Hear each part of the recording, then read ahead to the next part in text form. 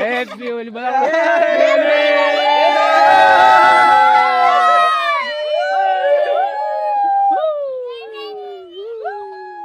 હા કેમેરો ચાલુ કર્યો એટલે બંધ થઈ જાય. આમ બધા ખેલી કે રંગ બરસે ભીગે સુનરવાલી રંગ બરસે રંગ બરસે ભીગે સુનરવાલી રંગ બરસે હોલી હૈ होली आई देखो होली आई रे होली आई देखो होली आई रे. જો ભાઈ આ હોળીનો તહેવાર જો મનાઈ રહ્યા છે અમારો એકણ.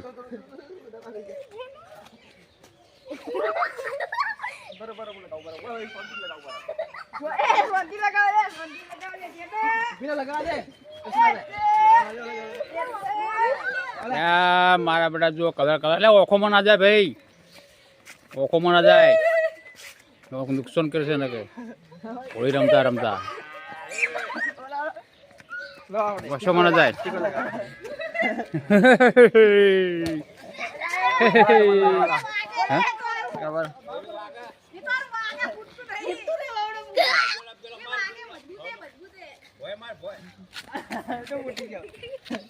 તેલા લગાવ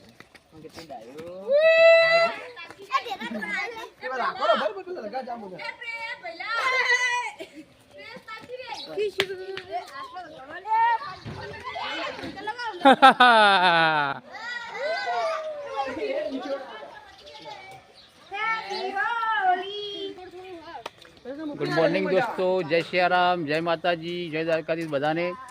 તો આજે હોળીનો તહેવાર છે, તો બધા જ મિત્રોને હોળીની ખૂબ ખૂબ હાર્દિક શુભકામનાઓ, ખૂબ ખૂબ અભિનંદન, હાર્દિક શુભકામનાઓ.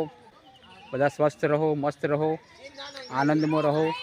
આ પ્રસંગે બધા અમારા બાળકો રમી રહ્યા છે હોળી. હોળીનો આજે તહેવાર છે તો એના વિશે થોડું જાણવું પણ જરૂરી છે કે હિરણ્યકશ્યપ રાજા હતો, જે એની બેન હતી હોળિકા, અને પહેલાં જ પણ એ હિરણ્યકશ્યપનો પુત્ર હતો.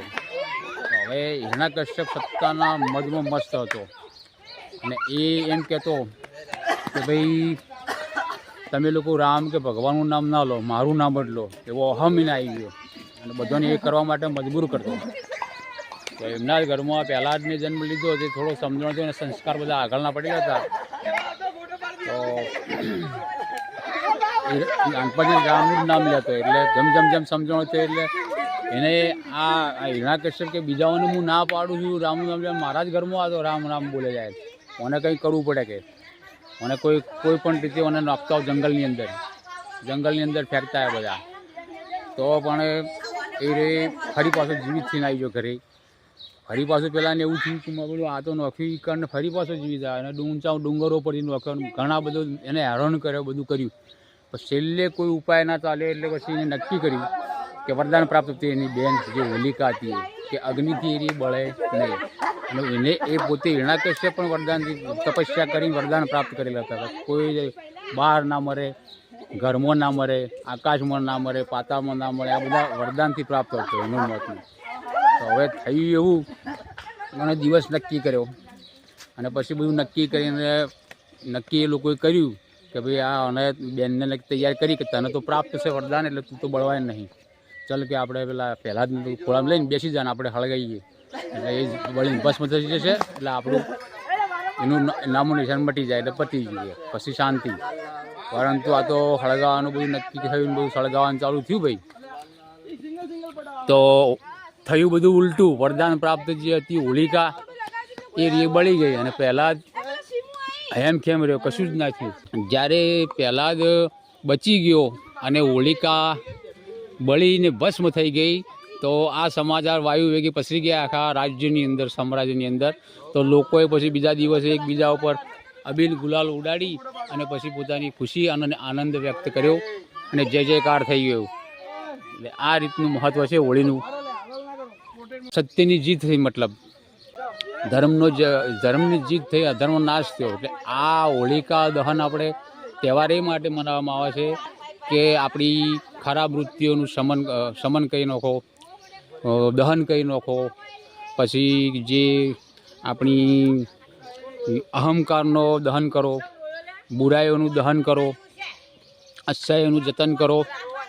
અને આપણને એ રીત શીખવે છે. દિવસે ધાણી, ખજૂરનું હરડાઓ વેચવાનું કારણ એવું હોય છે કે આ સમય એવો હોય છે કે જે બદલાતી ઋતુ હોય છે.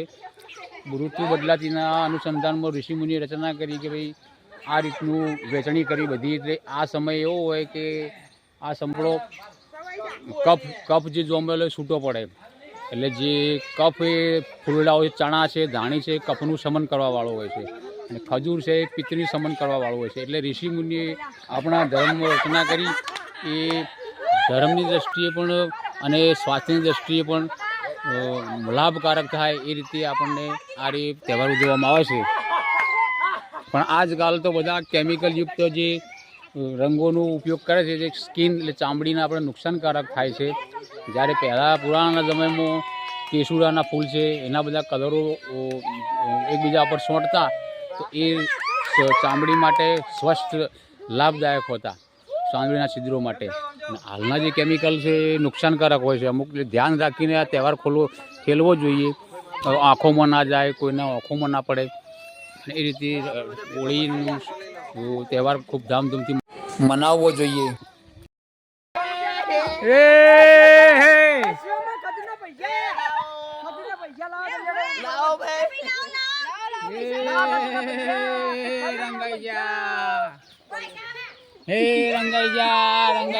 રંગૈયા